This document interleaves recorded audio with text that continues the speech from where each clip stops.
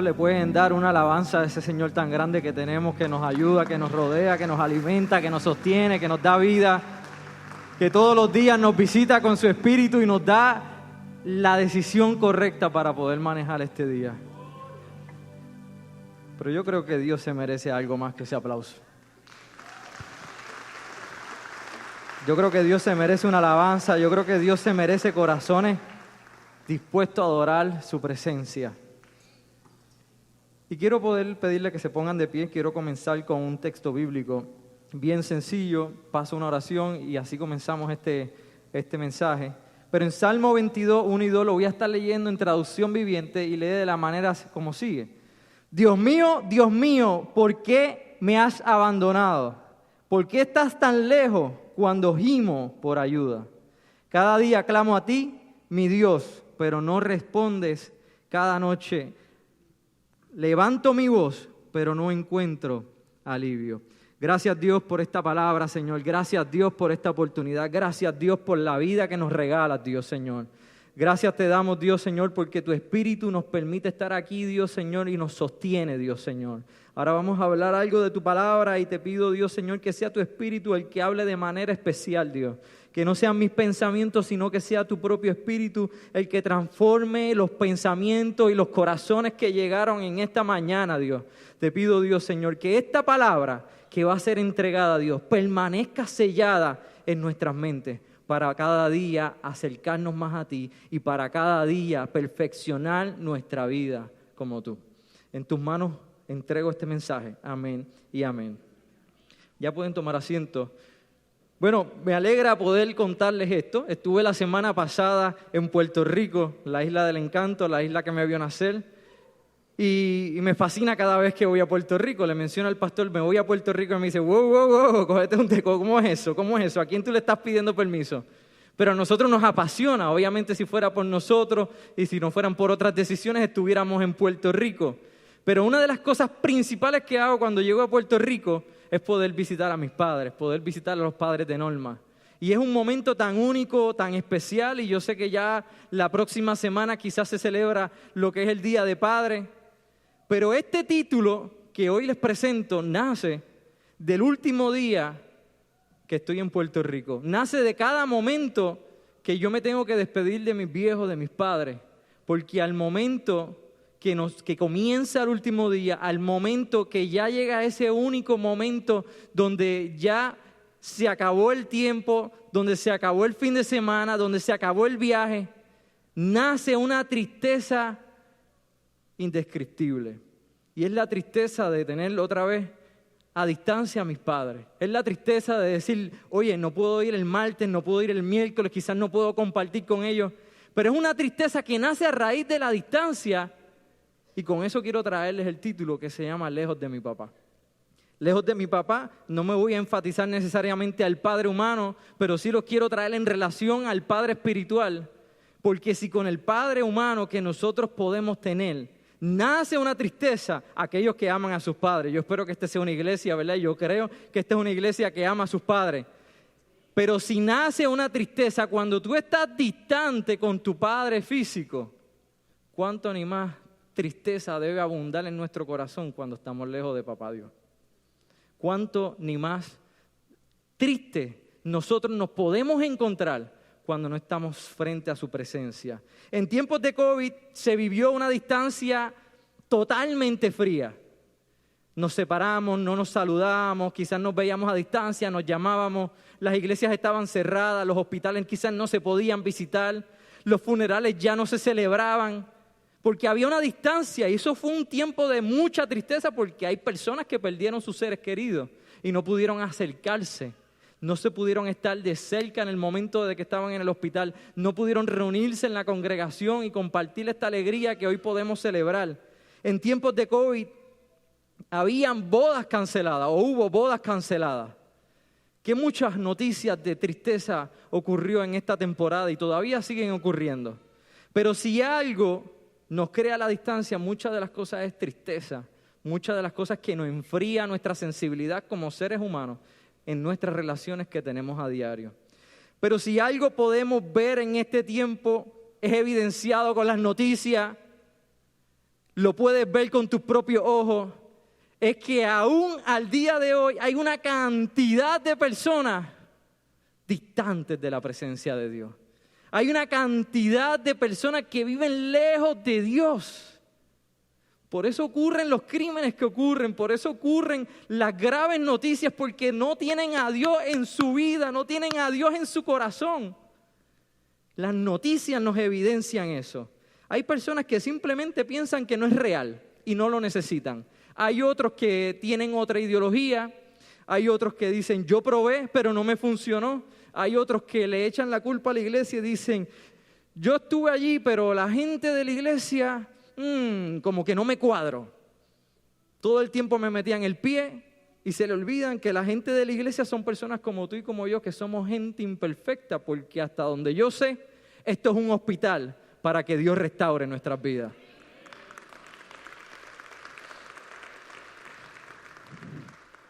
Hay personas que son un poco más atrevidos y se atreven a cuestionar las decisiones de Dios. Hay personas que dicen, ¿por qué Dios permite que estas cosas sucedan? ¿Por qué Dios permite que niños estén muertos? Porque llegó alguien con una metralleta y asesinó niños inocentes.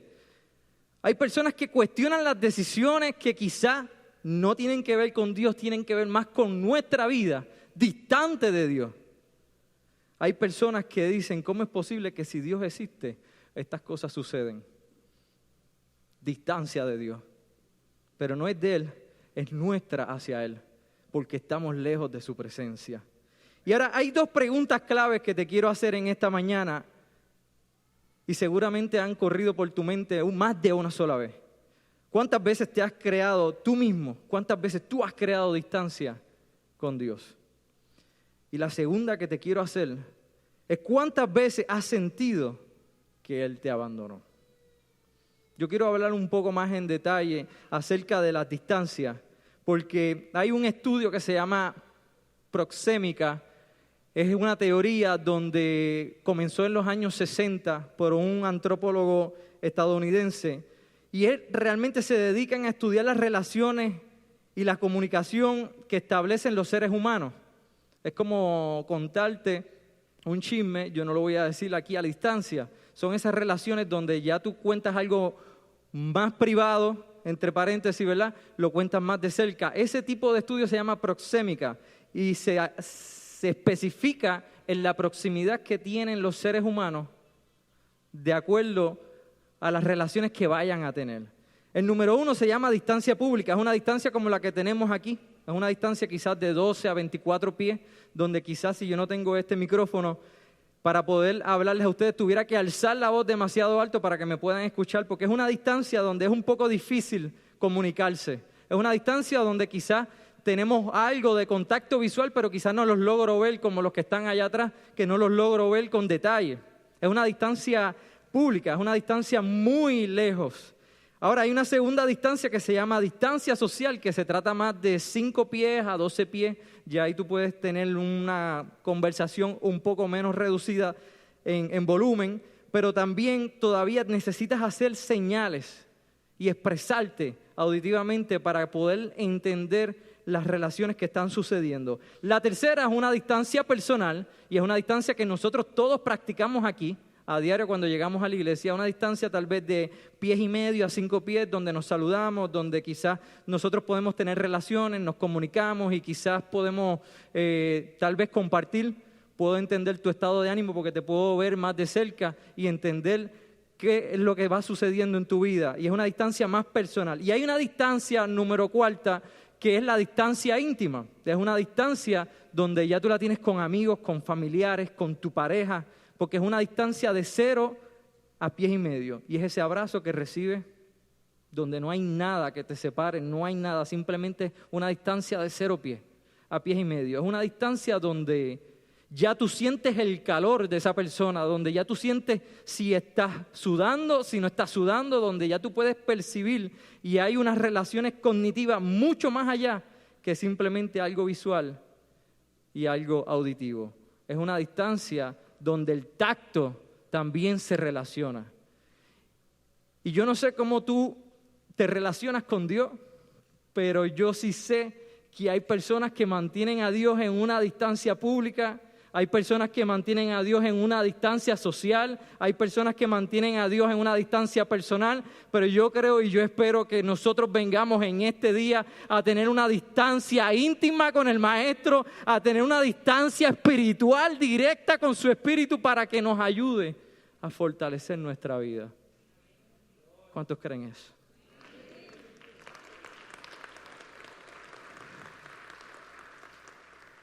Dice el estudio que necesitamos proximidad para formar vínculos y comunicaciones efectivas. Pero también dice que la proximidad es esencial para tener una salud mental adecuada. Hay dos conceptos que son los que quiero desarrollar bastante rápido con los dos casos que estoy trayendo en esta mañana, y el número 1 que voy a traer es acerca de David y Jesús. Pero estos dos conceptos son los siguientes. Hay una separación por distancia y hay una separación por abandono, por un rechazo, por un descuido. Y eso me traje unos juguetitos de casa para poder explicarles. Hay una distancia, ¿verdad? Una separación por distancia que se trata de mi familia, de mis seres queridos. Algunos me preguntaron si era de Cuba. Bueno, nos parecemos bastante. Solo los colores se invierten. Pero cada vez que trato y cada vez que pueda y cada vez que tenga vida, voy a tratar de que esa distancia física que nosotros tengamos la reduzcamos, porque los llamo, comparto con ellos, saco mi tiempo para ir a Puerto Rico y trato de que esto no se convierta en un abandono, porque cuido a esas personas, cuido mi salud mental también. Pero hay otra que es una separación por abandono. Esto era de cuando yo era pirata, obviamente. Ya no funciona, está abandonado, es una reliquia de no sé cuándo. Y simplemente lo tengo porque me agrada, tal vez me funciona para adornar mi pequeño hogar, pero por el abandono que tuvo, ya dejó de funcionar. Probablemente si trato de mirar aquí, hay unos que echan para el frente, otros más para atrás, y créanme que me voy a poner visco con estos binoculares. Pero ha sido un abandono, un descuido donde ya la persona perdió el interés total de ese objeto, de esa familia, de ese ser querido. Pero para mí es impresionante cómo el Salmo 22 es un salmo, un grito de angustia de David. Se entiende y quizás se concluye de que este salmo se relacionaba cuando él estuvo en el desierto de Mahón, escapando de que Saúl perseguía, ¿verdad?, para matarlo como tal. Y es un grito de angustia, es un grito como leímos a principio, empieza en el versículo 1 diciendo, Dios mío, ¿por qué me has abandonado? Y todos nosotros nos cuestionamos por qué lo abandonó. Es un grito donde él expresa todo su dolor. Es un grito donde él siente que no hay respuesta de Dios. Es un grito que tú y que yo hemos hecho, aún así, estando al lado del Maestro. Es un grito que nosotros pensamos y decimos, Señor, ¿tú me puedes resolver este problema? Señor, tengo esta enfermedad, necesito que sane. Señor, tengo este hijo que no cree en ti, necesito que lo traiga. Pero llega un momento donde eso calcome tanto en tu vida, donde se convierte en una angustia, y le exiges a Dios. Y le dice, Dios mío, ¿por qué me has abandonado? Esto es un salmo que a la vez es un salmo mesiánico, es un salmo que relata partes de las situaciones que ocurrieron con Jesús en la cruz. Y ustedes saben que la cuarta palabra que Jesús expresó en la cruz fue, Dios mío, ¿por qué me has abandonado? Quiero entrar un poco más en comparación con lo que es David y lo que es Jesús. Desde el punto de vista de David es un punto de vista humano. Estaba siendo perseguido, estaba siendo amenazado, él veía su vida en peligro, él decía, me van a acorralar, me van a acercar, me van a liquidar. Y él está suplicando a Dios, porque en toda decisión que él iba haciendo en ese tiempo, él le suplicaba a Dios, ¿me muevo para este lugar o no me muevo para este lugar? ¿Me van a traicionar o no me van a traicionar? Y constantemente él confiaba en Dios. Pero a raíz de su temor, a raíz de su miedo, a raíz del dolor, de la angustia, le está exigiendo a Dios, ¿por qué me has abandonado? Es un reclamo de cómo él siente la situación. Es un reclamo de su ansiedad, de su miedo y de su persecución. Es un reclamo que muchas veces nosotros hemos hecho exigiéndole al Padre: atiende mis súplicas y atiende mis situaciones. Jesús, por otro lado, es un reclamo de angustia por el sufrimiento que él estaba viviendo por medio de la cruz. Él estaba clavado en la cruz, estaban burlándose de él. Créanme que no la pasó fácil. Quizás nosotros ni lo podemos entender porque no hemos estado en ese lugar, pero es un reclamo de sufrimiento y es un reclamo también por la distancia que el pecado había hecho sentir en él en su relación con el Padre. Es un sentimiento provocado por el pecado, es un cumplimiento de su palabra. Este salmo y esta expresión se conectaron en la cruz de la misma manera que como pasó con David, de la misma manera pasó con el Maestro. Ahora bien, ¿habrá abandonado Dios a Jesús y a David? Es un poco difícil poder determinar la respuesta exacta de Dios, pero yo les voy a contar un poco mi interpretación y yo lo dejo a su evaluación. Pero yo sí te puedo decir que cuando tú le exiges a alguien, cuando tú le reclamas a alguien, es por una razón en particular. Número 1, porque lo tienes de cerca. Número 2, porque le tienes confianza. Y es alguien a quien tú llegas fácilmente. No es alguien distante, porque tú no le exiges a alguien que ni siquiera conoce. Así que David conocía muy bien al Dios y Jesús conocía muy bien a Dios Padre. Y el reclamo que ellos están haciendo es porque hay una confianza y porque se conocen. Y por ende hay una cercanía. Ambos estuvieron en una situación difícil. Ambos pasaron por una situación de dolor, de angustia, uno por sufrimiento físico, otro por quizás un sufrimiento psicológico, una presión que él tenía sobre su vida. Pero ambos reconocieron y sabían que si ellos clamaban iban a recibir una respuesta. Este salmo camina más adelante y es un cántico de victoria al final del salmo.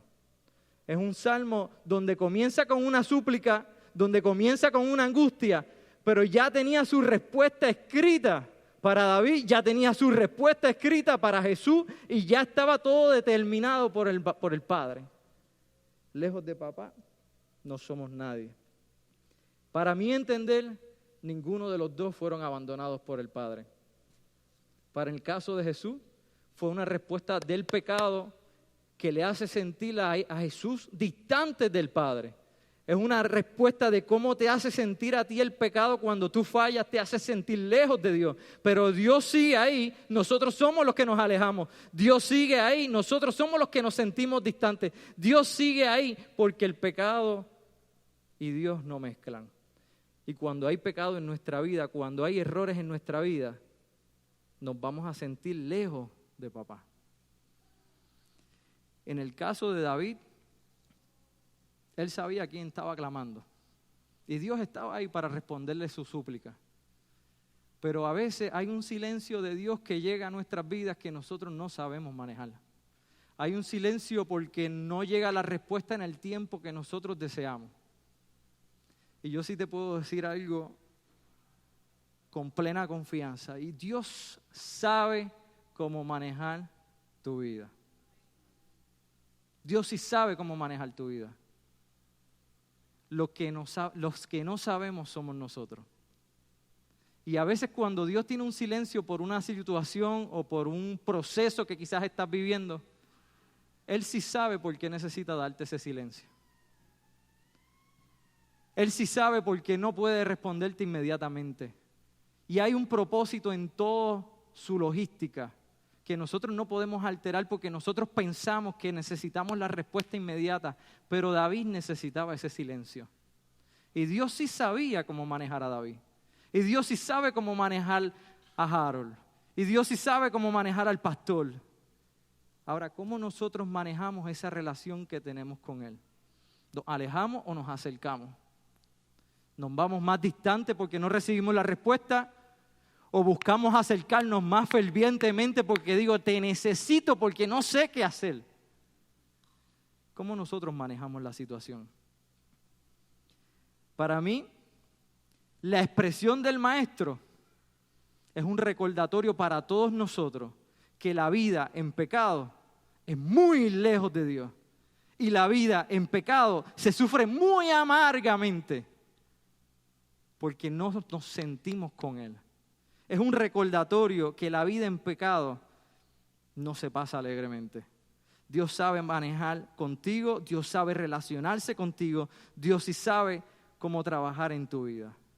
Aun cuando crees que Él te ha abandonado, Él está ahí. Yo no pienso que Dios haya abandonado a Jesús. ¿Ustedes saben por qué? Porque Dios mismo lo escogió y Dios mismo está redimiendo la conexión y Él está reincorporando esa relación entre tú y Él por medio de Jesús. Dios no va a abandonar ese proceso. Simplemente es un resultado del pecado que cargaba Jesús por todos nosotros para que nosotros, ninguno de nosotros, viviéramos por ese proceso. Pero Dios estaba ahí. Así que si aún en algún momento has sentido que Dios te ha abandonado, no te cuestiones si Él está ahí. Simplemente llégale a Él. ¿Cuántos pueden decir amén? Hay un segundo caso que quiero presentarle en esta mañana.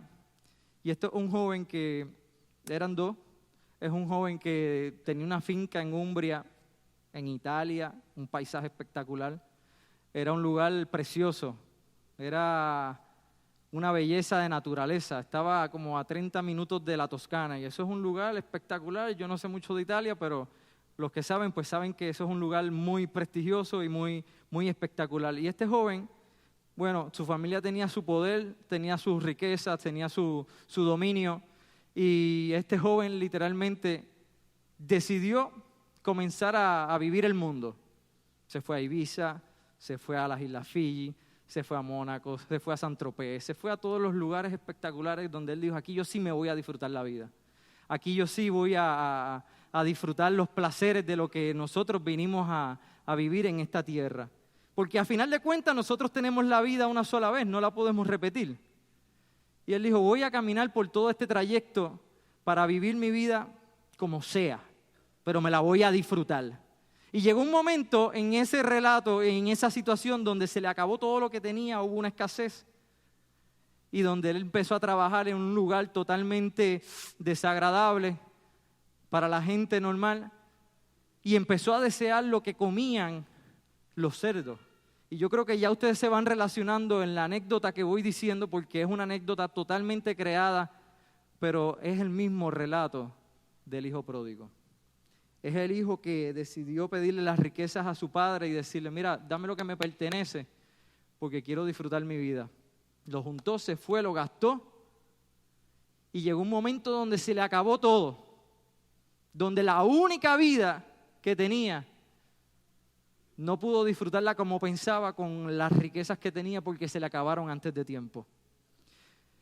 Y este joven, por orgullo, por su propia voluntad, por sus propios deseos, por lo que deseaba alcanzar en la tierra, por esos beneficios que él quería tener, perdió su riqueza y llegó a lo más bajo, a lo más profundo, al fango, como le podemos llamar, a lo peor de esta tierra. Y en un momento entró en sí y se dio cuenta y dijo, pero ¿por qué yo tengo que estar suplicando por lo más mínimo cuando los amos de mi padre todavía tienen más que yo? Voy a ir a mi padre, voy a regresar a mi padre y voy a pedirle perdón por mis pecados, por haber salido de esa manera. Voy a pedirle perdón porque le he fallado, incluso ni que me considere como un hijo. Prefiero estar ahí aunque no me llame hijo, pero prefiero estar ahí porque sé que es un mejor lugar al lado de mi padre que estar lejos de mi padre.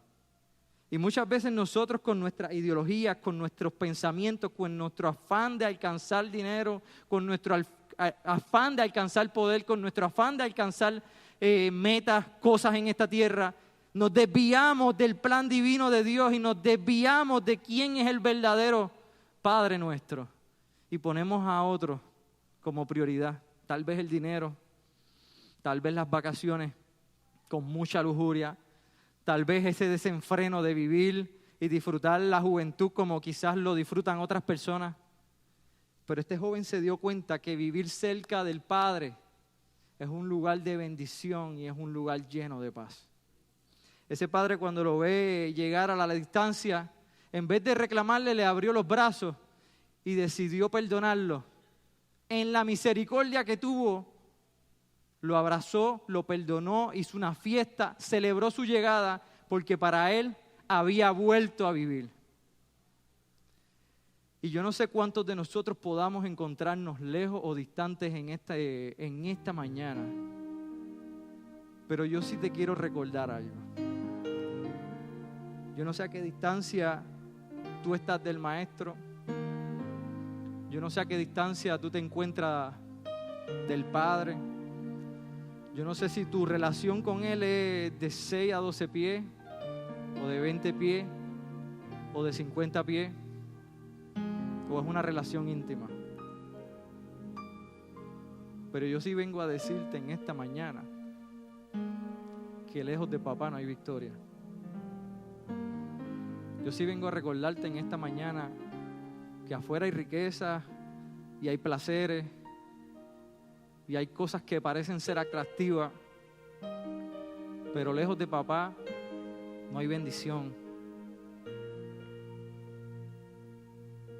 Y yo no sé si hay alguien aquí que no haya conocido a Cristo, pero yo creo que hoy es el día que Él ha preparado para que tú te acerques una vez más a papá. Este padre del hijo pródigo lo recibió y lo perdonó. Y el maestro murió en la cruz para perdonarte a ti también. El maestro, por medio de su espíritu, en este día te dice: hijo, vuelve a casa. Hijo, aún quiero hablar contigo. Hijo, no me he olvidado de ti. Quizás no estás viendo mi mano, pero no me he olvidado de ti. Estoy trabajando en tu familia, estoy trabajando en tu enfermedad, estoy trabajando contigo, estoy trabajando con tu corazón. Hijo, yo llevo tus cargas, yo estoy aquí, no me he ido. Hijo, tu enfermedad la venció Cristo en la cruz. Hijo, tu casa está segura porque yo soy el centro que habita en tu hogar. Hay un texto bíblico que dice: no hay justo desamparado, ni su simiente, eso significa ni su descendencia, que mendigue pan. ¿Por qué te preocupas? Preocúpate por la distancia que estás tú de Él. No te preocupes por lo que te falte, no te preocupes por lo que necesites, preocúpate por estar cerca de papá. No te preocupes por lo que te hace falta, porque lo demás vendrá por añadidura. Y hoy yo vengo a decirte: hijo, vuelve a casa. Este altar está abierto para ti. Y yo no sé si tú necesitas una oración, pero hoy yo te pido que si lo deseas y lo sientes en tu corazón, pases aquí al frente. Aquí está Dios, aquí está su Espíritu, y Él te está diciendo: hijo, ven otra vez. Ven, que quiero hablar contigo. Ven otra vez, que quiero hablar contigo. Hace 3 días no tengo un diálogo. Entrégame todo lo que tienes. Yo voy a cargar tus problemas, tus situaciones. No te preocupes, no te angusties, porque al final del Salmo es un cántico de victoria. Y lo que hoy puedas estar sufriendo, mañana será tu victoria narrada. Jesús resucitó y el plan se completó y la salvación la tienes a tu alcance, gracias a que el Padre estaba con el Hijo. Yo quiero hacer una oración. Yo le voy a pedirle a la iglesia que se ponga de pie.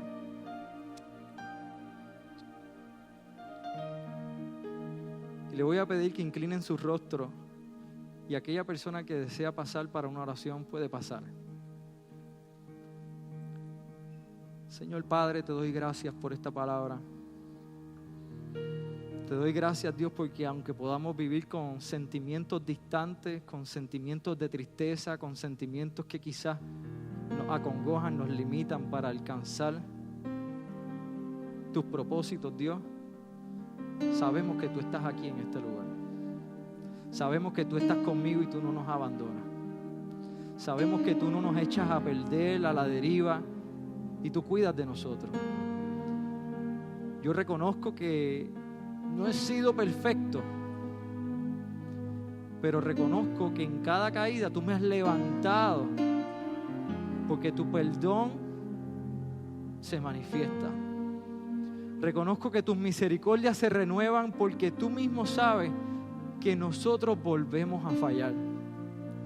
Pero Dios, no permitas que estemos lejos de ti, Dios. No permitas que nos alejemos de tu presencia, que nos alejemos de tu espíritu, Dios. Simplemente ayúdanos a acercarnos a ti cada vez más. Y que podamos contarle a otros las bendiciones que hemos tenido de estar cerca de tu presencia, Dios. Ayuda a esta iglesia, ayuda a los que pasaron, ayúdanos a cada uno de nosotros a no fallar. Pero agárranos de tu mano para que no nos separemos, como cuando un padre cruza la calle con su hijo. Dios, Señor, no permitas que nos alejemos de ti. No permitas que caigamos en tentación, Dios, Señor. Yo te suplico, Dios, Señor, que esta palabra permanezca en los corazones de todo este pueblo que está aquí frente a ti, Dios, Señor. Y tú lo guíes hacia ti. Tú lo guíes hacia ti, Dios, Señor. Y tú les reveles nuevos misterios tuyos que los enamoren y que los abracen, Dios, Señor. Yo sé que tú estás aquí, Dios. Y a ti te doy gloria, Dios. Amén y amén. ¿Cuántos le pueden dar una alabanza al Señor?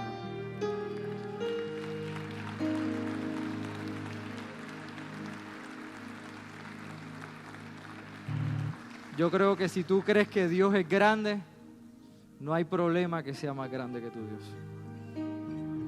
Muchas bendiciones, hermanos.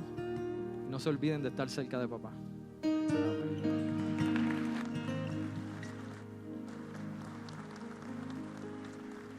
Gloria al Señor. Pueden sentarse, hermanos. Señor nos bendiga. ¿Cuántos dan gracias al Señor en esta hora? Qué bueno escuchar esa palabra. Qué bueno poder reflexionar que no es Dios el que está lejos de nosotros. Somos nosotros los que quizás estemos lejos del Señor. Hay una historia que quizás tiene que ver con la predicación y está relacionada con esta ceremonia de la cena. Sabe que en la época del Renacimiento, esa etapa, siglo XV, se levantaron en el mundo excelentes pintores, excelentes. Uno de los grandes pintores que se levantó fue Leonardo da Vinci, un hombre con obras cumbres. Pintó un sinnúmero de obras, sinnúmero, en toda esa etapa del Renacimiento. Hubo tres que se realzaron. El hombre Vitruvio, no sé cuánto han visto esa obra tremenda, esa pintura, la Mona Lisa y la Última Cena de Leonardo da Vinci. La Última Cena, un mural que más que una pintura fue un mural precioso. Se tardó 6 años en pintar, 6 años pintando la Última Cena, del triunvirato de pinturas que él tuvo del hombre Vitruvio y de la Mona Lisa, la mejor, la más buscada, la más seguida, la más estudiada, hermano, con una de misterios y una de cosas tremendas en esa pintura. Pintó los grupos de los apóstoles de 3 en 3. Vaya, se lo dejo de tarea, estudie eso. Qué historia tan linda. La cuestión está que los que han estudiado la obra y han seguido la historia dicen que él pintó el momento tétrico de esa noche. Él habló y pintó en la Última Cena la historia de Juan 13, donde dice que estando reunido con los apóstoles, celebrando este mismo acto, la Santa Cena, dice que él dijo y lanzó una frase y dijo: uno de ustedes me va a entregar y uno de ustedes me va a traicionar. Y dice que pintó ese momento cuando el Señor lanzó eso, y dice que empezaron a preguntar unos a otros. ¿Se acuerdan que se preguntaron? ¿Se acuerdan la pregunta? ¿Cuál fue la interrogación? ¿Seré yo, Señor? ¿Seré yo? Y empezaron a preguntarse uno: ¿seré yo? ¿Te traicionaré yo? Yo no sé cuántos levantan su mano y le dicen: Señor, que no sea yo, que yo nunca te traicione y que yo nunca te deje, porque ¿a quién iremos? Pero hay una historia lindísima, hermano, detrás de esa pintura. Y dice que Leonardo da Vinci tuvo 6 años pintando desde el primer figura que pintó, la fisonomía, hasta el último. 6 años. Y buscó modelos y buscó gente para tratar de representar ese momento y la reacción y la cara según la personalidad de cada uno de los discípulos. 6 años con 2 figuras principales. ¿Cuál era? La del Señor, y el otro, Judas, porque fue el traidor. Y dice que la primera cara que pintó fue la del Señor Jesús. Buscó modelos que se presentaron y encontró un joven muchacho de 20 años, que dice que tenía una cara angelical, unos gestos angelicales, una calidad, una inocencia en su rostro, sin cicatrices, un muchacho precioso, limpio. Y él le pareció ideal y pintó con ese rostro y con esa fisonomía en el cuadro de la última cena o en el mural. Pintó el rostro del Señor Jesús. Y de ahí fue pintando en grupo de 3. Los 12 apóstoles, hasta que dejó a Judas para el último. 6 años después, empezó a buscar a alguien que le representara al traidor. Y trató de buscar una imagen, una fisonomía de alguien descuidado, de alguien sucio, de alguien con cara de traidor, con ojos de traidor. Porque usted sabe que la traición se ve en los ojos, ¿sí o no? Los ojos son el espejo del alma. Y dice que empezó a buscar, hermano, y por más que fueron, no encontró la persona ideal. Y un amigo de él le dijo: oye, en la cárcel de Roma, en el calabozo, en lo último, hay una persona que me parece que es la ideal. Está acusado de asesinato, está condenado a muerte y tiene un rostro. Me da la impresión que ese es el hombre. Y fue allá y vio a la persona y dijo: es este el hombre que va a pintar, va a representar el rostro de Judas. Y pidió permiso y que lo llevaran en determinadas horas por un tiempo de 3 meses a un lugar donde él estaba pintando el mural, a una iglesia donde está el mural de la cena, y se lo llevaban unos guardias durante 3 meses, y él usó el rostro sucio, el pelo largo y cicatrices de aquel joven para representar el rostro de Judas. 3 meses. Sé que al cabo de los 3 meses, cuando él terminó, le dijo: ya pueden llevárselo ya. El joven cayó de rodillas y empezó a llorar, y se le tiró de rodillas delante de él, de Leonardo da Vinci, y le dijo: tú no me conoces. Y él le dijo: no te conozco. Tú mírame bien, tú no me conoces. Y él dijo: no te conozco. Hace 6 años tú me escogiste para pintar el rostro de Jesús. Yo fui el modelo que hace 6 años te sirvió para pintar el rostro de Jesús. Lamentablemente, 6 años después, mira dónde estoy. Y dijo él esta frase: qué triste que yo, que serví de Jesús, hoy soy Judas. Que el Señor tenga misericordia de nosotros. Que Dios permita que nunca nos hundamos tanto, que nunca nos deslicemos, que nunca abandonemos. Porque ¿a quién iremos si descuidamos al Señor que nosotros tenemos? Lejos de papá, no somos nada. Cuando en una ocasión el Señor presentó el Evangelio y lo presentó como algo difícil, porque la vida cristiana tiene bendiciones. ¿Cuántos dicen amén? Pero no es todo color de rosa. Si me permiten compararlo con una rosa, tiene sus pétalos, tiene su olor, pero tiene espinas a veces y es difícil, porque el sol sale duro para todo el mundo. Y a veces la gente dice, si tú eres tan cristiano y si hay un Dios tan poderoso, ¿por qué te presenta eso? Porque estamos en este mundo. Y en este mundo tendremos aflicción. La vida es difícil. Y en una ocasión, cuando el Señor presentó la dificultad del evangelio y presentó lo difícil que a veces se presentan las cosas para todos, algunos empezaron y dijeron, no, pero esto no es lo que yo pensaba. Esto no es jamón, esto tiene hueso. Vaya, versión popular, se lo estoy trayendo. Y dice que algunos comenzaron a irse y el Señor le preguntó a los apóstoles, ¿quieren irse ustedes también?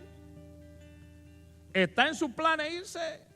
No puedo obligarlos, porque si hay algo que Dios puso en el ser humano es la libertad de escoger. Dios nunca va a violentar la voluntad humana. Y le dijo, ¿ustedes quieren irse? Y un apóstol respondió sabiamente, Señor, ¿a quién y a dónde iremos? Si solamente tú tienes palabras de vida eterna. ¿Cuántos dicen así en esta mañana? Señor, ¿a quién iremos? ¿Y dónde vamos a ir? ¿A dónde? Si solamente tú tienes palabras de vida eterna. Les doy un consejo y me lo doy yo también en esta mañana. Quédate con la cara bonita para el rostro, si te van a usar de modelo, para pintar el rostro de Cristo. Síguete peinando bonito y síguete cuidando lindo, porque si algún día bajamos a ese nivel, pobre de nosotros. Pero todavía hay esperanza y todavía hay bendición. Yo les invito a participar de la cena. Quiero pedirle a los diáconos que vengan aquí delante y que ocupen un lugar con nosotros aquí delante de la mesa del Señor. Esto es un simbolismo. Nosotros celebramos esto porque el pan representa el cuerpo del Señor que por nosotros es partido. Y el producto de la vid representa la sangre del Señor que por nosotros fue derramada. Y Él dijo, hagan esto en memoria de mí. Y ustedes recuerden, cada vez que ustedes lleven ese pan a la boca, que yo dejé que me molieran por amor a ustedes. Y cuando ustedes prueben el producto de la vid, o el vino, eso que es mi sangre, que corrió por el madero de aquella cruz y fue derramado en tierra por amor a ti, para que tú y yo no sufriésemos los que Él sufrió. Quisiera pedirle que toquen un instrumental y si usted puede, un minutico, usted le pida, Señor, perdóname. Señor, ayúdame a acercarme a ti. Señor, santifica. Meditamos.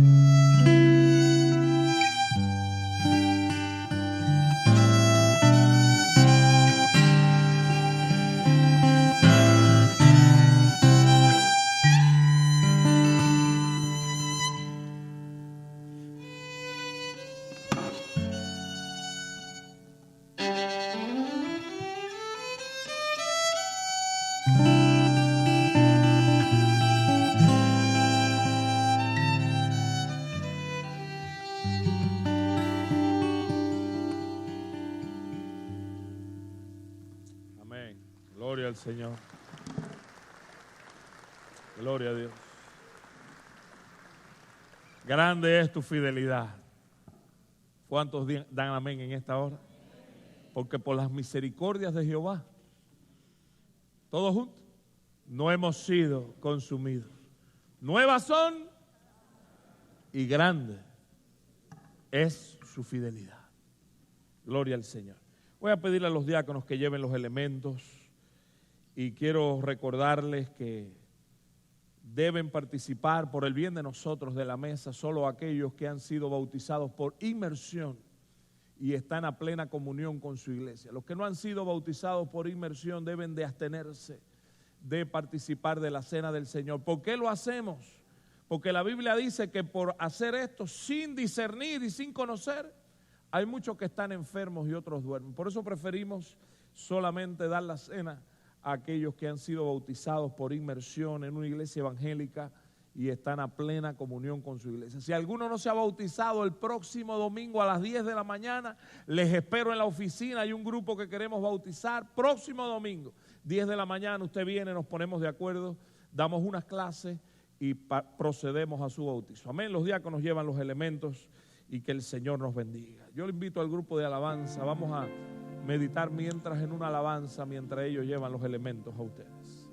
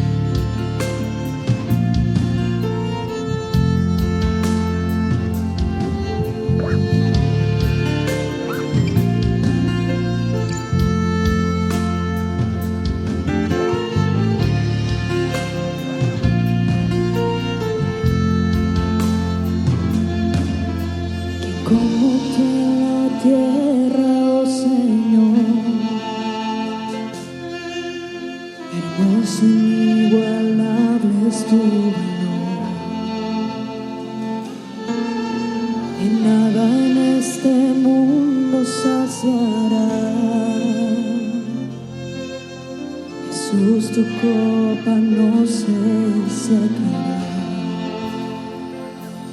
Tu presencia es el cielo.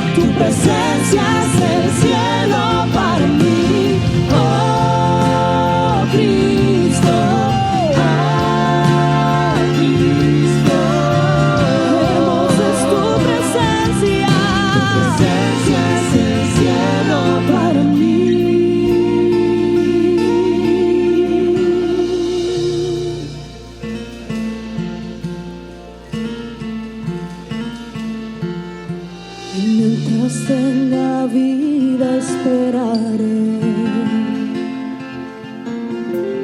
Cuando cara a cara te veré. Y nada en este mundo saciará. Jesús, tu copa no se secará. Y nada en este mundo saciará. Jesús, tu copa no se secará. Jesús, tu copa. Jesús, tu copa no se secará. No se secará. Tu presencia es el cielo para mí.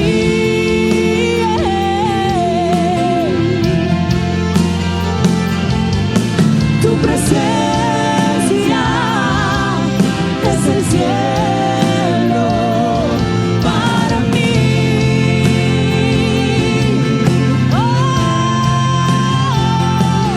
Tu presencia es el cielo para mí.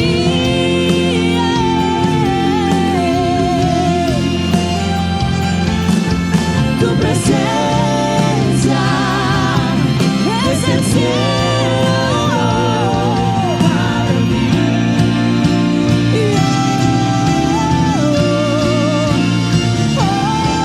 para mí.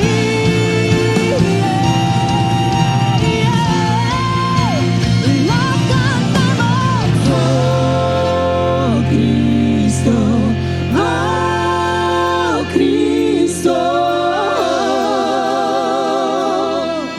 Tu presencia es el cielo para mí. Oh Cristo, solo tu presencia. Tu presencia es el cielo para mí. Oh Cristo, oh Cristo. Tu presencia es el cielo para mí. Oh Cristo, oh Cristo. Tu presencia es el cielo para mí.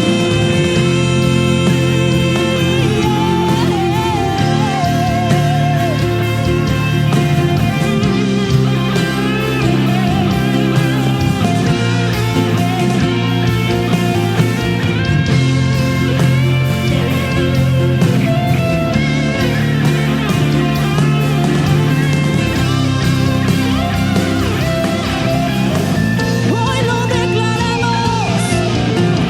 Oh Cristo, oh Cristo. Tu presencia es el cielo para mí. Oh Cristo, oh Cristo. Tu presencia es el cielo para mí.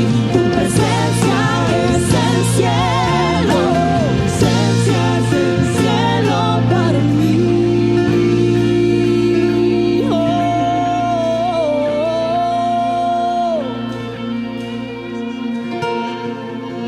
Aleluya. Tu presencia es el cielo para ti. Yo les invito a participar de los elementos. Vamos a orar un momentico. Padre, gracias por este tiempo, por este día y por este momento. Nosotros, Señor, llenos de tu misericordia, nos acercamos a tu mesa en esta hora. En el nombre de Jesús. Amén.